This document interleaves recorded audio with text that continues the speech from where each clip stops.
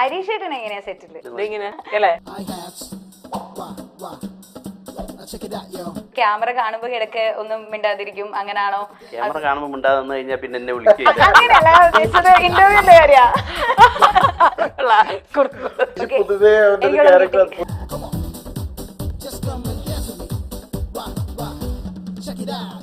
ഹരീഷ് ഏട്ടൻ എന്തെങ്കിലും മിണ്ടാതിരിക്കുന്നേ? ഉഷാറാവൂ. ചോദിച്ചില്ലല്ലോ. ഹരീഷേട്ടാ എനിക്കിങ്ങനെ ഒരു പടം കിട്ടിയേട്ടാ. ഹരീഷേട്ടാ ആണോ കിട്ടി? ആ നന്നായി തന്നെ. അപ്പൊ അവക്ക് വേറെ പടവും കിട്ടിയ ഇതായിരിക്കും മനസ്സിൽ. നമ്മള് മുമ്പ് നിന്നിട്ട് ആ നന്നായി എന്തായാലും നല്ലൊരു ക്യാരക്ടർ കിട്ടിയെന്ന് പറയും. പക്ഷെ മാറി അവര് അപ്പത്തിന് എന്തെങ്കിലും അവക്ക് നല്ല ക്യാരക്ടർ കിട്ടി, എനിക്കാണെങ്കിൽ വന്നിട്ടുമില്ല. ഇവക്കൊക്കെ എങ്ങനെ കിട്ടണം ഇതായിരിക്കും ചിന്തിക്കുക. പക്ഷെ നമ്മളിങ്ങനെ അറിയിക്കണം, ഞങ്ങൾക്ക് ഇങ്ങനെ അറിയിക്കണം, ഞാൻ ഇങ്ങനെയൊക്കെയാണ് ഗൈസ്. ഇത് പൊങ്ങച്ചൊന്നും പറയാം. ഇതിന് പണ്ടൊക്കെ പറയണ ഇത് പൊങ്ങച്ച കാണിക്കാൻ.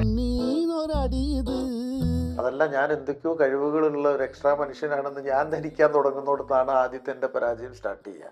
നിങ്ങൾ ആദ്യത്തെ സ്റ്റെപ്പ്, ഒരു തോൽവിയുടെ ആദ്യത്തെ ഇതിലേക്ക് കാലെടുത്ത് വെച്ചു എന്ന് കൂട്ടിയാൽ മതി. നേരെ മറിച്ച് സാധാരണ മനുഷ്യനാണെന്നോ, ഞാൻ ഈ ഇതിലുള്ള എല്ലാവരെയും പോലെയുള്ള ഒരാളാണെന്നോ, എനിക്ക് ഏറ്റവും ഇഷ്ടപ്പെട്ട ഒരു സാധനം ഞാൻ കണ്ടെത്തി അതിനെ ഞാൻ നന്നായിട്ട് ഉപയോഗിക്കാൻ ശ്രമിക്കുകയാണെന്നും മനസ്സിലാക്കിയിട്ട് ഇതിലേക്കൊക്കെ പെരുമാറുകയും പ്രവർത്തിക്കുകയും ചെയ്തു കഴിഞ്ഞാൽ സിമ്പിളായി കാര്യങ്ങൾ.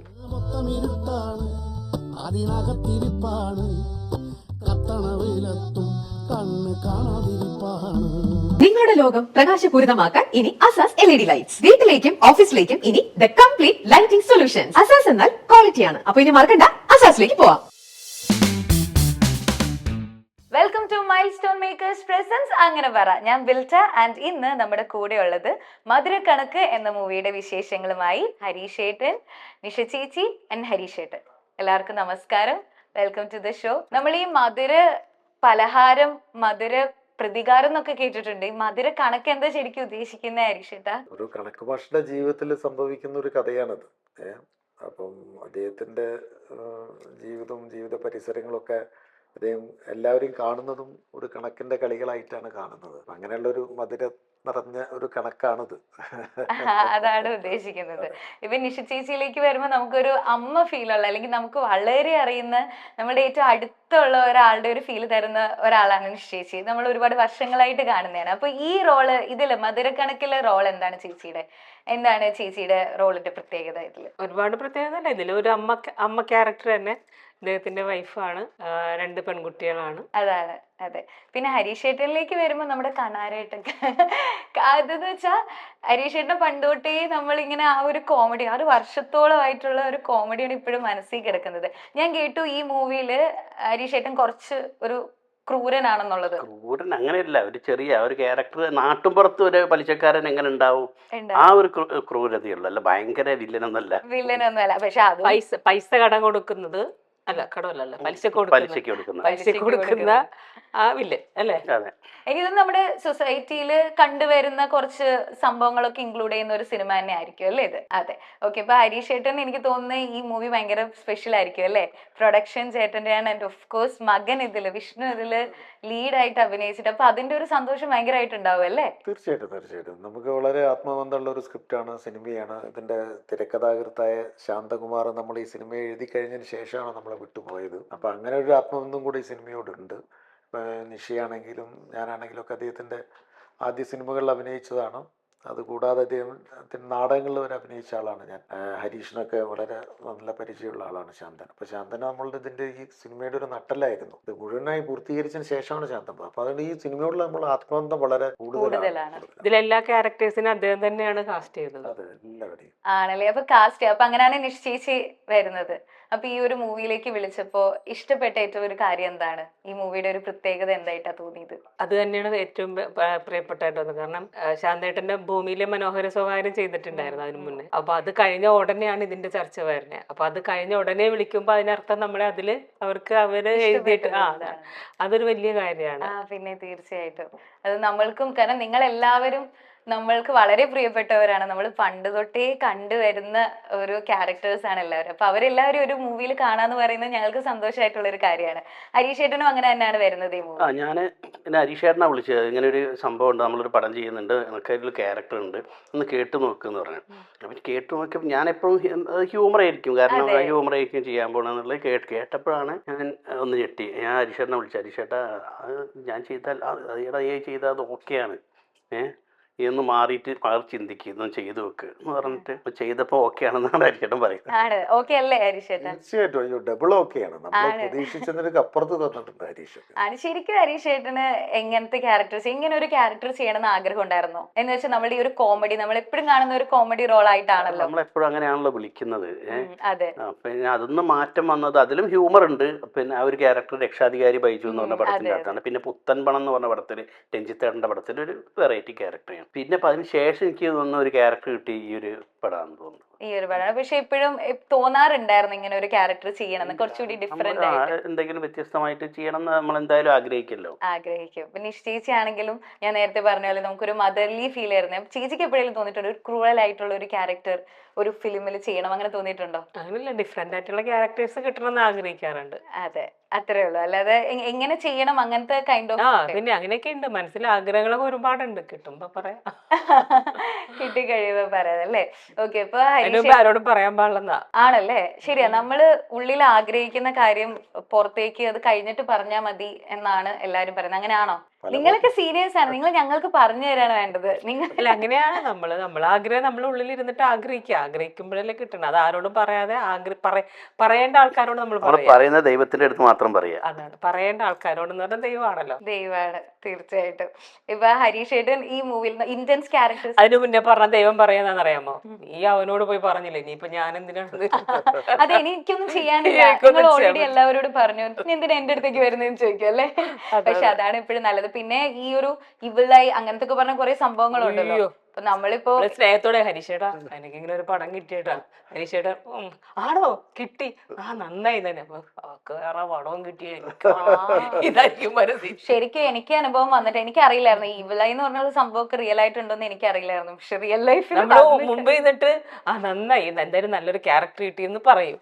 പക്ഷെ മാറി അവർ അപ്പത്തിന് എന്തെങ്കിലും അവക്ക് നല്ല ക്യാരക്ടർ കിട്ടി, എനിക്കാണെങ്കിൽ വന്നിട്ടുമില്ല, ഇവക്കൊക്കെ എങ്ങനെ കിട്ടണം, ഇതായിരിക്കും ചിന്തിക്കുക. ഫേക്ക് ആൾക്കാരല്ലേ അല്ലേ അല്ലേ? അല്ല, അപ്പൊ ഹരീഷ് ഏട്ടൻ തന്നെ പറഞ്ഞിട്ടുണ്ട് ഒരു കാര്യം, നമുക്ക് എല്ലാവർക്കും അറിയാം, ഈ റീസെന്റ് വന്നത്. ഇപ്പൊ എല്ലാവരുടെയും മൈൻഡിലുള്ള ഒരു കാര്യമാണ്, ഒരു മൂവിയിലേക്ക് കേറുന്നതാണ് ഏറ്റവും പാട്, അത് പിന്നെ സസ്റ്റെയിൻ ചെയ്യാൻ എളുപ്പമാണെന്ന്. പക്ഷെ ഒരു പ്രമുഖ നടൻ തന്നെ പറഞ്ഞിട്ടുണ്ട് അങ്ങനെയല്ല, കയറി കഴിയുന്നതിനേക്കാളും പാടാണ് അത് സസ്റ്റെയിൻ ചെയ്ത് പോകുന്നത്. അപ്പൊ നിങ്ങൾക്കൊക്കെ ഒരുപാട് ലൈഫ് എക്സ്പീരിയൻസ് ഉള്ളവരാണ്. അപ്പൊ ഞങ്ങൾക്ക് പറഞ്ഞു തരൂ ശരിക്കും എന്താണ് റിയാലിറ്റി എന്നുള്ളത്, ശരിക്കും അതിൽ സസ്റ്റെയിൻ ചെയ്യുന്നത് തന്നെ അല്ലേ ഡിഫിക്കൽട്ട്? സത്യസന്ധമായിട്ട് പെരുമാറുക, വേറൊന്നുമില്ല. ജീവിതം എന്ന് പറഞ്ഞാൽ വളരെ മനോഹരമായ ഒരു സാധനമാണ്. അതിനെ നമ്മളാണ് വെറുതെ കോംപ്ലിക്കേറ്റഡ് ആക്കുന്നത്, ഇങ്ങനെ പറഞ്ഞും പറയാതെയും ശ്വാസം മുട്ടിയൊക്കെ നടക്കുന്നത്. വളരെ ഓപ്പണായിട്ട് ഇങ്ങനെ പോയി എന്നും നന്നായിട്ട് കിടന്നുറങ്ങാൻ പറ്റും. സിനിമ എന്ന് പറഞ്ഞാൽ ജീവിതത്തിനുള്ളിലുള്ളൊരു സാധനമാണ്. അതിനെ ഭയങ്കരമായിട്ട് നമ്മൾ ഇതായി കാണാഞ്ഞാൽ മതി. അപ്പോൾ അതിൻ്റെ ഈസി ആയിട്ട് അതിൽ പെരുമാറാനും പിടിക്കാനൊക്കെ പറ്റും. അത് അത്രയേ ഉള്ളത്. വളരെ സത്യസന്ധമായിട്ട് പെരുമാറുക, മാക്സിമം സത്യസന്ധമായിട്ട് ചെയ്യാൻ പറ്റുന്നതിൻ്റെ പരിധിയിനുള്ളിൽ നിന്ന് ചെയ്യണം. പക്ഷെ ചില സമയത്ത് നമ്മളിങ്ങനെ സത്യസന്ധമായിട്ട് ചെയ്യുമ്പോൾ അത് ഡബിൾ പണിയാവാറുണ്ട്, അങ്ങനെയും വരുമല്ലോ. അതാണ് എല്ലാവർക്കും ഒരു പേടി, എന്താ ചെയ്യാ. ലൈക്ക് ബിക്കോസ് ഇപ്പോ നമ്മൾ ഈ ന്യൂ ജനറേഷനിലുള്ളവർക്കൊക്കെ എളുപ്പമാണ് സത്യം പറഞ്ഞ ഒരു അവസരം കിട്ടാൻ വേണ്ടിയിട്ട്. പക്ഷെ അത് കിട്ടിക്കഴിഞ്ഞാൽ എങ്ങനെ സസ്റ്റെയിൻ ചെയ്യണം എന്നുള്ളത് ആർക്കും അറിയില്ല. സസ്റ്റെയിൻ ചെയ്യാൻ പ്രത്യേകിച്ച് ഒരു വഴിയില്ല. ജീവിതം നമ്മൾ അറിഞ്ഞിട്ടാണോ ജീവിക്കുന്നത്? ജീവിതം എങ്ങനെയാ നമ്മൾ എല്ലാം പഠിച്ചു കഴിഞ്ഞിട്ടാണോ ജീവിക്കുന്നത്? അല്ല. അതാ ഞാൻ പറഞ്ഞ ജീവിതത്തിനുള്ളിലൊരു സാധനമാണ് സിനിമയൊക്കെ. ജീവിതം ഉള്ളിലുള്ള സാധനം, ജീവിതം മനോഹരമായൊരു സാധനമാണ്. അതിനെ വളരെ സത്യസന്ധമായിട്ട് സമീപിച്ചു കഴിഞ്ഞാൽ അത് ഏറ്റവും സുന്ദരമായി മാറും. അതല്ലാതെ നിങ്ങൾ അതിനെങ്ങനെ കോംപ്ലിക്കേറ്റഡ് ആക്കിക്കൊണ്ടേയിരിക്കും, അത് കൂടുതൽ കൂടുതൽ ഇങ്ങനെ സങ്കീർണമായി മാറിക്കൊണ്ടിരിക്കും. ആണല്ലേ? ശേഷിക്ക് അങ്ങനെയാണോ തോന്നുന്നേ? നമ്മളെ കാര്യങ്ങൾ മനോഹരമായിട്ട് ഈ പറഞ്ഞ പോലെ നമ്മൾ രാത്രി പകല് മൊത്തവും കിടന്ന് നന്നായിട്ട് അധ്വാനിച്ചിട്ട് രാത്രി പോയി കിടക്കുമ്പോൾ സമാധാനമായിട്ട് കിടന്ന് ഉറങ്ങാൻ പറ്റണം. അപ്പൊ പകല് ചെയ്യുന്നത് അത്രയും നല്ല ക്ലിയർ ആയിട്ടുള്ള കാര്യങ്ങളായിരിക്കണം ഇല്ലേ? കുനിഷ്ഠ പിടിച്ച കാര്യങ്ങൾ ചെയ്താൽ നമുക്ക് രാത്രി കിടക്കുമ്പോൾ അതങ്ങനെയോ ഇതിങ്ങനെയോ ഇതൊന്നും ചിന്തിക്കേണ്ട. ചെയ്തത് ക്ലീൻ ആയിട്ട് എന്ത് കാര്യവും നമുക്ക് സന്തോഷം കിട്ടുന്ന രീതിയിൽ, മറ്റുള്ളവർക്ക് ഉപദ്രവം ഇല്ലാത്ത രീതിയിൽ, ഉപദ്രവമാകാത്ത രീതിയിൽ അറിയാതെ ചിലപ്പോൾ അബദ്ധങ്ങൾ പറ്റിപ്പോകും. പറ്റും. അത് സത്യം. അപ്പോഴാണ് നമുക്ക് ഭയങ്കര വിഷമമുണ്ട്. ആ രാത്രി നമുക്ക് ചിലപ്പോൾ ഉറങ്ങാൻ പറ്റും. അറിയാതെയൊക്കെ ചിലപ്പം മനുഷ്യരല്ലേ, ചില തെറ്റുകളൊക്കെ പറ്റിപ്പോകും. അതൊക്കെ മനസ്സിലാക്കാൻ പറ്റും. അത് നിരന്തരമായിട്ട് പിന്നെയും ആവർത്തിക്കാന്ന് പറഞ്ഞാൽ അത് അറിയാതെ ഹരീഷേട്ടൻ എന്തിങ്ങനെ മിണ്ടാതിരിക്കുന്നേ? ഉഷാറാവൂ. ചോദിച്ചില്ലല്ലോ. അല്ല, ഞാനിങ്ങനെ വരുമായിരുന്നു, ഓർഡറിൽ ഇങ്ങനെ വരുമായിരുന്നു. അല്ല, നമ്മളെ ഏൽപ്പിക്കുന്ന കാര്യങ്ങൾ നമ്മൾ കൃത്യമായിട്ട് ചെയ്യുക അല്ലേ? അത്രേ ഉള്ളൂ. അത്രേ ഉള്ളൂ, സിമ്പിൾ. അത്രേ ഉള്ളൂ. നമ്മളിപ്പോ ഒരുപാട് അതിനെപ്പറ്റി കോംപ്ലിക്കേറ്റഡ് ആവേണ്ട ആവശ്യമില്ല. മേ ബി ഇപ്പോഴത്തെ തലമുറയ്ക്ക് നിങ്ങൾ ഒരുപാട് കണ്ടു വന്നവരാണ്. ഇപ്പോഴത്തെ തലമുറ കൂടുതലും സോഷ്യൽ മീഡിയ വഴിയൊക്കെയാണ് കാണുന്നതല്ലോ. അപ്പൊ നമുക്ക് റിയാലിറ്റീനേക്കാൾ കൂടുതൽ അറിയുന്നത് സോഷ്യൽ മീഡിയ ത്രൂ ഉള്ള കാര്യങ്ങളാണ്. മേ ബി അതുകൊണ്ടായിരിക്കും എല്ലാവരും ഇങ്ങനെ ലൈഫിനെ ഇത്രയും കോംപ്ലിക്കേറ്റഡ് ആയിട്ട് കാണുന്നത്. ചിലപ്പോ കുറച്ചുകൂടി കഴിഞ്ഞ് ഞങ്ങൾക്ക് പ്രായമൊക്കെ ആവുമ്പോ ശരിയാവുമായിരിക്കും. ഒന്നുമില്ല, ചെറിയ സാധനമാണ്. ഇപ്പം വെറുതെ ഒരു ഉദാഹരണം, പേരെന്തായിരുന്നു? ബിൽറ്റയുടെ അച്ഛന്റെ പേരെന്താ? എബ്രഹാം. എബ്രഹാമിന്റെ അച്ഛന്റെ പേരെന്താ? എബ്രഹാം. അയ്യോ, ചെറിയ ഡൗട്ട് വന്നില്ലേ? അദ്ദേഹത്തിന് ഒരു അച്ഛനുണ്ടല്ലോ, ആ പറഞ്ഞ അച്ഛന്റെ അച്ഛൻ നമുക്കറിയില്ല. അപ്പൊ അതായത് എന്നോട് ചോദിച്ചോളൂ, എനിക്ക് എന്റെ സ്ഥിതി തന്നെയായിരിക്കും. ഒരു 3 or 4 തലമുറയ്ക്ക് അപ്പുറമുള്ള ചരിത്രം അറിയാത്ത നമ്മളാണ് ഈ കിടന്നിങ്ങനെ ലോകത്തിലെ എല്ലാ പ്രശ്നങ്ങളും കൈകാര്യം. അയാൾ ആരായിരുന്നു, എന്തായിരുന്നു, ഏത് മതമായിരുന്നു, ഏത് ജാതിയായിരുന്നു, ഏത് വർണ്ണമായിരുന്നു, ഒന്നും നമുക്കറിയില്ല. നമ്മളാണ് കിടന്നിട്ട് ഇങ്ങനെ ലോകത്തിലെ മുഴുവൻ കാര്യങ്ങളും നമ്മളെ കയ്യിലാണെന്നുള്ള പോലെ ശ്രമം. അതുകൊണ്ടാണ് ഞാൻ പറഞ്ഞതിന് വളരെ സിമ്പിളായിട്ട് കണ്ടാൽ മതി. സിമ്പിളാണ് ജീവിതം. നിങ്ങൾ ഈ ലോകത്ത് നിന്ന് പോയി കഴിഞ്ഞാൽ, ഇപ്പം നമ്മളെ ശാസ്ത്രം വളർന്നത് കൊണ്ട് നമുക്ക് ആരോഗ്യമൊക്കെ കുറച്ചുകൂടി, ആയുസ്സൊക്കെ അധികമാണ്. കുറച്ചുകൂടിയൊക്കെ ആളുകൾ ഇപ്പോൾ 70-80 ഒക്കെ ആയി മാറി. അത് കഴിഞ്ഞ് നിങ്ങൾ ഇവിടുന്ന് പോയി കഴിഞ്ഞാൽ ആരോർക്കാനാ നിങ്ങളെ? അതിങ്ങനെ മെല്ലെ മെല്ലെ മെല്ലെ മെല്ലെ പോവും, കഴിയും. പുതിയ തലമുറ, അത് ഈ ഭൂമി എത്ര മനുഷ്യരെ കണ്ടതാണ്, എത്ര ജീവജാലങ്ങളെ കണ്ടതാണ്, ഇവർക്കൊക്കെ തലച്ചോറും ഓർമ്മകളും ഒക്കെ ഉണ്ടായിരുന്നല്ലോ. അതിങ്ങനെ വളർന്ന് വരും. അപ്പം അതിൻ്റെ ഒരു ഭാഗമാണ് എന്ന് മനസ്സിലാക്കിയിട്ട് പെരുമാറുമ്പോൾ ഏറ്റവും രസം. അതായത് മരിച്ചുപോയ ഇന്നലകളുമല്ല, ജനിക്കാനിരിക്കുന്ന നാളുകളും അല്ല, ജീവനുള്ള ഇന്നുകൾ മാത്രം. അതിൽ കോൺസെൻട്രേറ്റ് ചെയ്ത് പോവുക. ജീവിതം ഭയങ്കര മനോഹരമാണ്. ഈ സെക്കൻഡ് മാത്രമേ ഉള്ളൂ നമുക്കായിട്ട്. ഞാൻ ഈ പറഞ്ഞ ഒറ്റ സെക്കൻഡാണ് എനിക്കായിട്ടുള്ളത്. അടുത്ത സെക്കൻഡ് എനിക്കുണ്ടോ എന്ന് എനിക്കറിയില്ല. ജീവിതമാണ് മനോഹരം. കാരണം എന്താ അറിയോ, 9 വാതിലുകൾ തുറന്നിട്ട ഒരു കൂടാണ് ഈ ശരീരം. അതൊന്ന് ജീവൻ എന്ന കിളി പറന്നു പോവാതിരിക്കുന്നതാണ് അത്ഭുതം. പറന്നു പോകുന്ന മരണം ഒരു അത്ഭുതമേ അല്ല. 9 വാതിലുകൾ തുറന്നിട്ടിരിക്കുകയാണ്. അത് പോവാതെ ഇങ്ങനെ കിളിയിലുള്ളിൽ ഇങ്ങനെ നിന്ന് പെടയുന്നതാണ് ജീവിതമാണ് മനോഹരം. അത് മനോഹരമാക്കുക അതിന് ഒരു വഴിയില്ല. അങ്ങനെ പഠിക്കാനോ സ്കൂളിൽ ചെന്ന് പഠിക്കേണ്ട ഒരു സാധനമല്ലത്. അതിങ്ങനെ മനുഷ്യനായിട്ട് ബന്ധപ്പെട്ട് സിമ്പിളായിട്ട് പെരുമാറുക, സിമ്പിളായിട്ട് ജീവിക്കുക, സിമ്പിളായിട്ട് കാര്യങ്ങളെ സത്യസന്ധമായിട്ട് സമീപിക്കുക. Life is beautiful. എല്ലാത്തിനും പോസിറ്റീവായിട്ട് കാണാം. അതെ, എല്ലാത്തിനെയും പോസിറ്റീവായിട്ട് കാണാൻ ശ്രമിക്കുക. നമുക്ക് ശ്രമിക്കാനാണല്ലോ പറ്റുള്ളൂ. അല്ല, മാക്സിമം അങ്ങനെ കാണുക. കാരണം എന്തിനും നെഗറ്റീവ് കാണുന്ന ഒരാൾക്കാർ, എന്ത് ചെയ്താലും അതിന് നെഗറ്റീവ് പറയുന്ന ആൾക്കാരുണ്ട്. ഞാൻ ഇപ്പൊ എന്റെ ഒരു ഫ്രണ്ട് ഞാനൊരു 2 സ്റ്റാറ്റസ് ഇട്ടു. 2 ആഴ്ച മുമ്പ് ഒരു സ്റ്റാറ്റസ് ഇട്ടു. അത് ഞാൻ കണ്ടിട്ടില്ല. അതില് അയ്യേ പോരാ, ഒരു രസമില്ല. ഇന്ന് ഞാനൊരു സ്റ്റാറ്റസ് ഇട്ടിന്, ഇത് തീരെ പോരാ. എനിക്ക് ആക്ച്വലി അപ്പൊ അത് ഞാൻ പറഞ്ഞു, എടാ എന്തുവാടെ, എന്ത് നെഗറ്റീവ് ആടെ എന്ന് പറഞ്ഞു. അപ്പൊ അവൾ എനിക്ക് തിരിച്ചയച്ചു, ഞാൻ സത്യം പറയുന്നത് ആളുകൾക്ക് ഇഷ്ടമല്ല, ഞാൻ സത്യമാണ് പറയുന്നത്. പക്ഷെ എനിക്ക് എന്താന്ന് വെച്ചാൽ, അങ്ങനെ ഇത്രയും സത്യം പറയുന്നവർ എനിക്ക് അത്ര ഇഷ്ടമല്ല. ഇടയ്ക്കൊക്കെ കുറച്ച് നല്ലത് പറയാലോ. അതാണ് ചില സമയത്ത് നമുക്ക് അങ്ങനെ പോസിറ്റീവായിട്ട് ഇരിക്കാൻ പറ്റുന്നതല്ല. ചില സ്റ്റാറ്റസ് ഇടാൻ പോയതല്ലേ പ്രശ്നം. സ്റ്റാറ്റസ് ഇടേണ്ട ചേച്ചി, ഒരു മിനി ഇൻഫ്ലുവൻസർ ആണ് ഞാൻ. സ്റ്റാറ്റസ് ഇട്ടില്ലെങ്കിൽ ഒരു പ്രശ്നം ഉണ്ടാവില്ലല്ലോ. നമ്മളെ സ്റ്റാറ്റസ് നമ്മുടെ കയ്യിൽ ഇരിക്കുവായിരുന്നല്ലോ. ഇനിയിപ്പോ ഞാൻ സ്റ്റാറ്റസ് ഇടുമ്പോ ചേച്ചിനെ ഓർക്കും. അല്ല, സത്യല്ലേ ഞാൻ പറഞ്ഞത്. എന്തിന് ഞാൻ തുമ്മി ഉടനെ ഒപ്പം തന്നെ വീഡിയോ എടുത്തിട്ട്, ഇപ്പൊ ഞാൻ തുമ്മി, നീ തുമ്മിയോ? ഇതാണ് നിങ്ങളെയൊക്കെ ലൈഫ് ഇങ്ങനെയാണ് പോണത്. അല്ല അല്ല അല്ല ഞങ്ങളുടെ ലൈഫ് കൂടുതൽ ഞാൻ കണ്ടിട്ടുണ്ട്. എനിക്കുണ്ടല്ലോ വീട്ടില് അതെ എനിക്ക് ഭക്ഷണം കഴിക്കുമ്പോ എടുക്കുന്ന കാണാം. എന്നിട്ട് ഈ കറി എങ്ങനെയുണ്ട്, ഈ കറി എങ്ങനെയുണ്ട് എന്ന് വെച്ചാൽ അയാൾക്ക് അറിയാം. ഒരു കാറ്റ് ഒരു കാറ്റ് കൊണ്ടാണ് എടുക്കണം. എന്റെ മുന്നിലൂടെ ഇപ്പൊ ഒരു കാറ്റ് പോയി, ഈ കാറ്റിന്റെ ഇത് അതെന്താ എങ്ങനെ കാറ്റ് എനിക്ക് അടിച്ചു എന്നുള്ള അവൾക്ക് അറിയാൻ പറ്റുള്ളൂ, അപ്പുറം നിൽക്കുന്ന ആൾക്കറിയാൻ പറ്റുമോ? പക്ഷെ നമ്മളിങ്ങനെ അറിയിക്കണം, ഞങ്ങൾക്ക് ഇങ്ങനെ അറിയിക്കണം ഞാൻ ഇങ്ങനെയൊക്കെയാണ് ഗൈസ്. ഇത് പൊങ്ങച്ചൊന്നും പറയാം. ഇതിന് പണ്ടൊക്കെ പറയണ ഇത് പൊങ്ങച്ചം കാണിക്കാന്ന. അതാണ് ഞാനിപ്പോ നിങ്ങളോട് നിങ്ങളുടെ ഒരു കരിയറിൽ ഈ സംഭവം ഒന്നും ഇല്ല.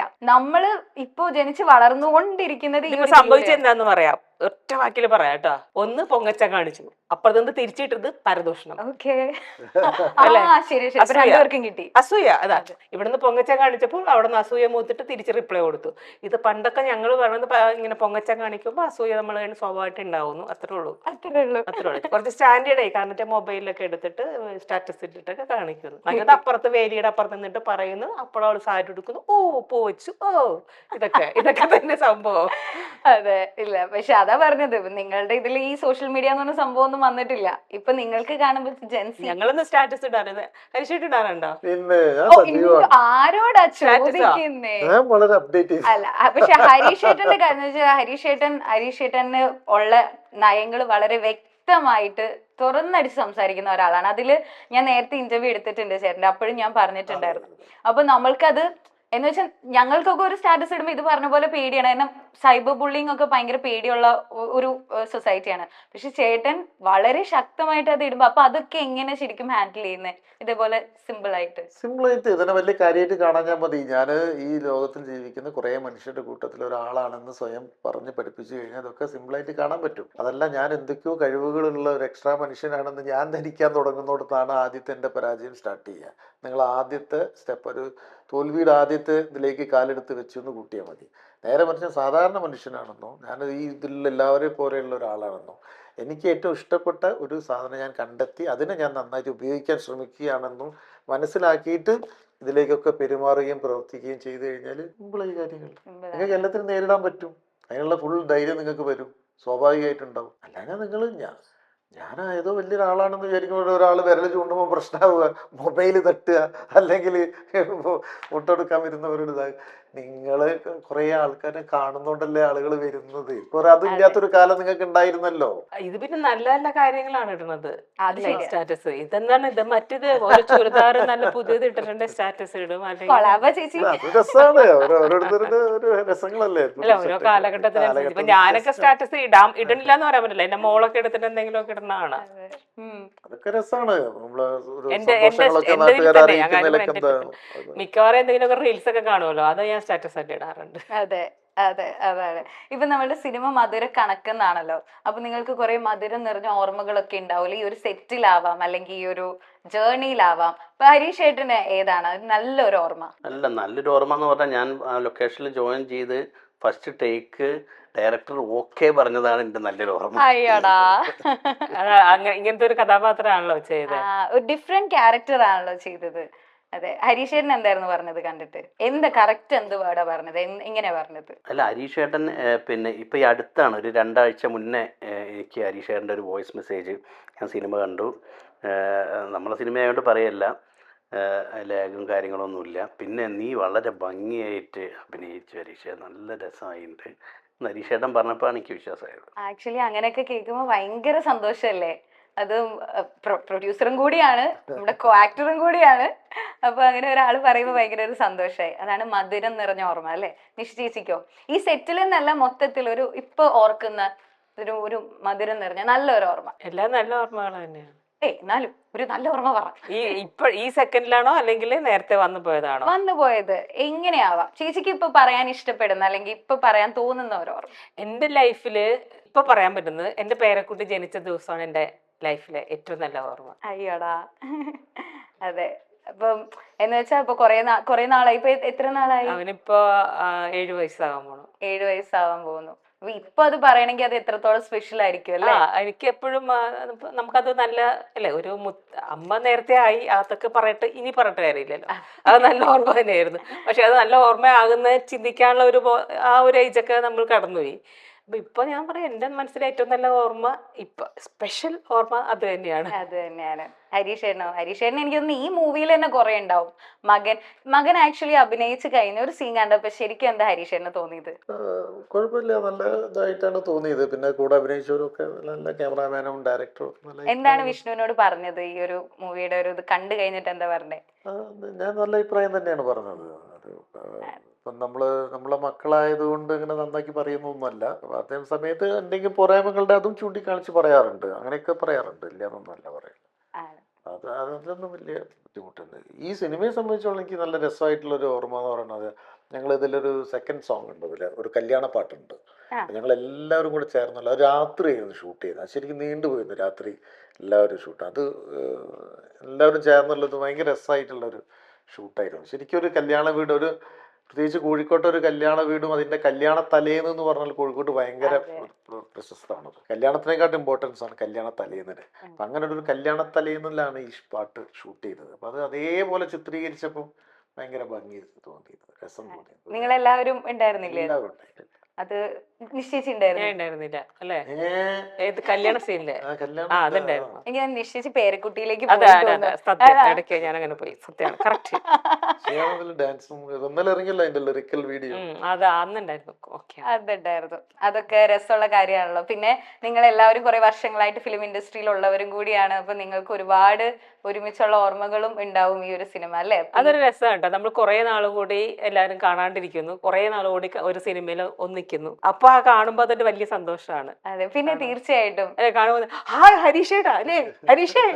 പിന്നെ എന്താ അറിയോ, ഈ സിനിമയിൽ നമ്മള് വീടുകളിൽ മുറ്റത്തിരുന്നിട്ട് ഇരിക്കല്ലേ, വീട് റെസ്റ്റ് എടുക്കാൻ വീടും മുറ്റത്തിരുന്ന് റൗണ്ട് ഓരോ സംഭവം കഴിഞ്ഞ് വർത്താനം പറഞ്ഞ് അത് ഭയങ്കര രസമായിരുന്നു. ഭക്ഷണം കഴിക്കലും ഒക്കെ ഒരുമിച്ചായിരുന്നു. ക്യാരവാൻ ഒന്നും ഇല്ല, വളരെ മനസ്സിലായി. മറ്റെല്ലാരും ക്യാരവാനിൽ കയറി സെപ്പറേറ്റ് ഫുഡ് കഴിക്കരുത്. സത്യമായിട്ടോ, എനിക്ക് അതൊരു നല്ല ഈ ക്യാരവാനൊന്നും ഇല്ലെങ്കിൽ ഉണ്ടല്ലോ എല്ലാരും തമ്മിലൊരു അടുപ്പവും ബന്ധവും തമാശയും ഒരുപാട് പ്ലാനിങ്ങുകളും അല്ലെ, നമുക്ക് ചർച്ചകൾ ചെയ്യാൻ, പല ക്യാരക്ടേഴ്സിനെ കുറിച്ച് പറയാം, അല്ലെങ്കിൽ പ്രസന്റ് നടക്കുന്ന സന്തോഷങ്ങൾ പങ്കുവയ്ക്കാം, തമാശകൾ പറയാം. തീർച്ചയായും. മറ്റേതെന്ന് വെച്ചാൽ അതിനകത്ത് കയറി ഓരോരുത്തർ കുറച്ചുപേര് അവിടെ, കുറച്ചുപേര് ഇവിടെ പിന്നെ അങ്ങനെ ആവശ്യമില്ല. അപ്പൊ എനിക്ക് തോന്നുന്നു എല്ലാവരും കൂടി ഉള്ള ഒരു ബോണ്ടും കൂടി കുറച്ചുകൂടി റെഡി ആവും, അല്ലേ? പണ്ടൊക്കെ അങ്ങനെയാണ് അല്ലേ, പണ്ടത്തെ സിനിമ ലൊക്കേഷനൊക്കെ അങ്ങനെയാണ്. ഇപ്പോഴാണ് ക്യാരവാൻ വന്നത്. പണ്ടൊന്നും ഇങ്ങനെ ക്യാരവാൻ ഒന്നും അങ്ങനെ ഇല്ലല്ലോ. ഇല്ല. ചേച്ചി എത്ര വർഷമായി ശരിക്കും? 26 വർഷമായി. 26. എനിക്ക് 26 വയസ്സായി. ഞാൻ എന്റെ പ്രായം ഇതുവരെ വെളിപ്പെടുത്തിയിട്ടില്ലായിരുന്നു. പക്ഷെ ചേച്ചി ഞാൻ കാരണം വെളിപ്പെടുത്തി. നിഷ ചേച്ചി പറയുമ്പോ എനിക്ക് 26 വയസ്സ്, 26 വർഷത്തെ എക്സ്പീരിയൻസ് അല്ലേ. അപ്പൊ അത് പിന്നെ നിങ്ങളെല്ലാരും ഇപ്പം ചേട്ടൻ നാടകത്തിൽ നിന്നാണ്, ചേച്ചി സിറ്റ്കോംസിലൂടെ കൂടുതല്, പിന്നെ ചേട്ടൻ കോമഡി, ഇപ്പൊ എല്ലാം നാടകത്തിൽ നിന്നാണ്. പിന്നെ ഞാൻ ചേച്ചിയുടെ അടുത്ത് എനിക്ക് കൂടുതൽ അടുപ്പം തോന്നുന്നു ഓഫ് കോഴ്സ് നമ്മുടെ വഴക്ക്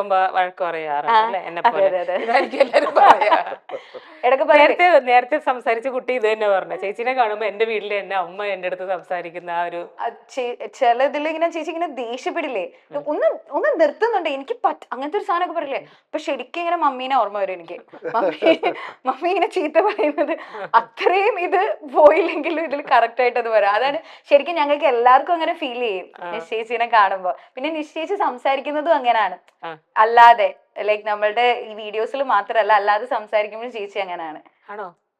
ദേഷ്യപ്പെടാറുണ്ടോ? അയ്യോ, ഒരു അമ്മ വൈബ് എന്ന് വെച്ചാൽ അങ്ങനത്തെ വൈബാണ് ഉദ്ദേശിച്ചത്. ആ രീതിയാണ്. സെറ്റിലും അങ്ങനെ തന്നെയാണ് ഹരീഷേട്ടാ? സെറ്റിൽ ഇവര് ഇതുപോലെ തന്നെ? തീർച്ചയായിട്ടും ഞങ്ങൾക്ക് വർഷങ്ങളായിട്ട് പരിചയം പ്രവർത്തിച്ച ആൾക്കാരാണ്. അപ്പൊ ഞങ്ങളെ സംബന്ധിച്ചുള്ളത് ഒരു പുതുമയുള്ള കാര്യമല്ല. നമ്മൾ വളരെ ക്ലോസ് ആയിട്ടാണ് എപ്പോഴും സംസാരിക്കുക. ഒരുപാട് ആളുകളുണ്ട് അങ്ങനെ. എത്ര വർഷം മുന്നേ പരിചയമുള്ളത്? ഞാൻ വന്ന ടൈമിൽ തൊട്ട് പരിചയമുള്ളതാണ് അല്ലേ? വന്ന ടൈമിൽ തൊട്ട് അഭിനയിക്കാറുണ്ട്. മാത്രം ഹരീഷേട്ടൻ എങ്ങനെയാ സെറ്റില്? ഞാൻ എങ്ങനെയാ സെറ്റിൽ അല്ല ഇങ്ങനെ ഭയങ്കര ചിൽ കോമഡി, ക്യാമറ കാണുമ്പോ ഇടയ്ക്ക് ഒന്നും മിണ്ടാതിരിക്കും, അങ്ങനാണോ? ക്യാമറ കാണുമ്പോ മിണ്ടാതെ വന്നു കഴിഞ്ഞാൽ പിന്നെ എന്നെ വിളിക്കും. അങ്ങനെയല്ല ഉദ്ദേശിച്ചത്, ഇന്റർവ്യൂന്റെ കാര്യ. ഹരീഷ് പൊതുവേ ക്യാരക്ടർ പൊതുവെ കുറച്ച് സൈലന്റ് ആയിട്ടുള്ള ആളാണ്. സത്യം ഈ സിനിമയിൽ കാണുന്ന ആളെ അല്ല, ഇതാണ് ആള്. ഞാൻ വിചാരിച്ചു ഇപ്പൊ ടയേർഡ് ആയതുകൊണ്ട് ഇവിടെ ക്യാമറ ഇരിക്കുന്നോണ്ടും എന്റെ തള്ളു കേട്ടു. പൊതുവേ ഇങ്ങനെ കുറച്ച് സൈലന്റ് അഭിനയിക്കാൻ ക്യാമറ ഓൺ ചെയ്താലാണ് അവൻ സജീവം. അതെ അതെ ചാർജ് ക്യാമറ ആക്ഷൻ എന്ന് പറയുമ്പോൾ പുള്ളി. ആളാണ് ഇത്രയും കോമഡി ഒക്കെ അല്ല നേരത്തെ പറയുന്നത്. നിങ്ങൾ ആക്ഷൻ പറയണ്ടായിരുന്നു, എന്നാ പിന്നെ ഹരീഷ്. ഷേ ആക്ച്വലി ഇപ്പൊ പറഞ്ഞാൽ മതിയോ? അല്ലല്ല ക്യാരക്ടർ വരെ വേണം. അല്ല, ഓക്കെ. അപ്പൊ ഒരുപാട് ഒരുപാട് സന്തോഷം. അപ്പൊ ഈ മൂവിനെ പറ്റി പ്രേക്ഷകരോട് എന്താണ് പറയാനുള്ളത്? December 4th ഇറങ്ങാൻ പോവാണ് എല്ലാരും. ഏറ്റവും കുടുംബസമേതം വന്ന് കാണേണ്ട സിനിമയാണ് അത്. സിനിമ റിലീസാവുന്ന അന്ന് മുതൽ തന്നെ നിങ്ങൾ കാണാൻ ശ്രമിക്കണം. കാരണം ഒരുപാട് വലിയ സിനിമകളൊക്കെ ഇറങ്ങുന്നുണ്ട് അതിന്റെ കൂടെ. അപ്പൊ അതിന്റെ ഇടയിൽ നിന്ന് പോകും. ഞങ്ങൾക്കും ഇങ്ങനെ തുടർച്ച കിട്ടണമെങ്കിൽ അതിന്റെ ആദ്യകാലങ്ങളിൽ തന്നെ ദിവസങ്ങളിൽ തന്നെ വന്ന് അത് ഏറ്റെടുക്കുക എന്നുള്ളത്, നിങ്ങളുടെ സത്യസന്ധമായ അഭിപ്രായങ്ങൾ പങ്കുവെക്കുക എന്നുള്ളതാണ്. എല്ലാവരും കുടുംബസമേതം തന്നെ വന്ന് കാണേണ്ട സിനിമയാണല്ലേ? നിശ്ചയിച്ചി എന്താ പറയാനല്ലേ? അത് തന്നെ, എന്താ പറയാ, പ്രേക്ഷകരാണ് ഈ സിനിമ വലുതാക്കുന്നത് അല്ലേ? എല്ലാ സിനിമകളും വലുതാക്കുന്നത്. അപ്പൊ ഈ സിനിമ നിങ്ങൾ കണ്ട് വലുതാക്കി തരണം, സപ്പോർട്ട് ചെയ്യണമെന്ന്. തീർച്ചയായിട്ടും. കാരണം ഓഡിയൻസ് ആണ് തീരുമാനിക്കേണ്ടത്. അതെ. ഓഡിയൻസ് ആണ് ഇതിന്റെ വിധി എഴുതേണ്ടത്. സിനിമകളെ വലുതാക്കുന്നതും ചെറുതാക്കുന്നതും ഇപ്പൊ ഓഡിയൻസ് തന്നെയാണ് അല്ലെ? കറക്റ്റ്. നമുക്ക് പോലും പ്രെഡിക്റ്റ് ചെയ്യാൻ പറ്റില്ല. നമ്മള് ചില സിനിമകൾ ചിലപ്പോ വിചാരിക്കും ഭയങ്കര എന്താവും എന്നുള്ളത് അറിയില്ല, പക്ഷെ നമ്മൾ വിചാരിക്കാത്ത ശരിയാണ് പറഞ്ഞത്. പിന്നെ ഇപ്പൊ ഒരു സമ്പ്രദായം എന്ന് വെച്ചാല് തിയേറ്ററിൽ കണ്ടിട്ട് വലിയ ഇല്ല എന്നൊക്കെ പറഞ്ഞു പോണ സിനിമ OTT പ്ലാറ്റ്ഫോം വരുമ്പോ ഭയങ്കര അടിപൊളിയായിരിക്കും. ഭയങ്കര അടിപൊളി. അത് അപ്പോഴും മനസ്സിലാവില്ല ഇത് ആരുടെയൊക്കെയോ കൈകളിൽ ഞാൻ ഉണ്ടായിരുന്നു. റിവ്യൂസ്, അതെ, ഈ റിവ്യൂസ് ഒക്കെ പറയുന്നത് ആക്ച്വലി കേൾക്കുമ്പോൾ നിങ്ങൾക്ക് ഒരു ബുദ്ധിമുട്ട് തോന്നാറില്ലേ? ലൈക് നിങ്ങൾക്ക് ചിലപ്പോ നമുക്ക് നല്ല ഇഷ്ടപ്പെട്ട മൂവി ആയിരിക്കും, പക്ഷെ ഇതിന്റെ റിവ്യൂ മറ്റേ ഏതാണ്ട് നമ്മള് മഞ്ജു പിള്ളയും ഇന്ദ്രൻ സെറ്റും കൂടെ അഭിനയിച്ച ഫാമിലി അല്ലല്ല അതിന് മുന്നേ മറ്റേ ഹോം അങ്ങനെയല്ലേ അല്ലേ? ഹോം തിയേറ്ററിലല്ലോ, മറ്റേ ഇതിന് വന്നപ്പോഴല്ലേ അങ്ങനെ എത്രയോ സിനിമകള് ഞാൻ പറഞ്ഞേ. ഇപ്പൊ ഇറങ്ങുന്ന ഒരുപാട് സിനിമകൾ അങ്ങനെയാണ്. പക്ഷെ എനിക്ക് തോന്നുന്നു അതിനൊരു മാറ്റം വരുമായിരിക്കും. ഇനി അങ്ങനെ വരട്ടെ അല്ലേ? കാരണം നമുക്ക് വേണ്ടത് തിയേറ്ററിൽ നമ്മളെ കാണുമ്പോൾ ഉള്ള ഒരു സന്തോഷമാണല്ലോ നമുക്ക് ശരിക്കും വേണ്ടത്. അപ്പൊ അങ്ങനെ തന്നെ വരട്ടെ. ഈ മധുര കണക്കും നല്ല സ്വീറ്റ് ആയിട്ട് തന്നെ ഹിറ്റ് ആവട്ടെ. കാരണം നിങ്ങളെല്ലാവർക്കും ഞങ്ങൾക്ക് ഏറെ ഇഷ്ടപ്പെട്ട ആർട്ടിസ്റ്റാണ് നിങ്ങളെല്ലാവരും ഒരു മൂവിയിൽ ഇങ്ങനെ കാണുന്നത് ഞങ്ങൾക്ക് ഭയങ്കര സന്തോഷമാണ്. ഞാൻ ഇതൊക്കെ ചോദിക്കാനും കാരണം നിങ്ങളൊക്കെ ഒരുപാട് ലൈഫ് എക്സ്പീരിയൻസ് ഉള്ള ആളുകളാണ്. അപ്പൊ ഞങ്ങളുടെ അടുത്ത് പറഞ്ഞു തരുമ്പോൾ ഞങ്ങൾക്ക് ഭയങ്കര സന്തോഷമുള്ള കാര്യമാണ്. അപ്പൊ എന്തായാലും ഈ മൂവി വളരെയധികം ഹിറ്റ് ആവട്ടെ എന്ന് പ്രാർത്ഥിക്കുന്നു. ഒരുപാട് ഒരുപാട് സന്തോഷം. Thank you so much.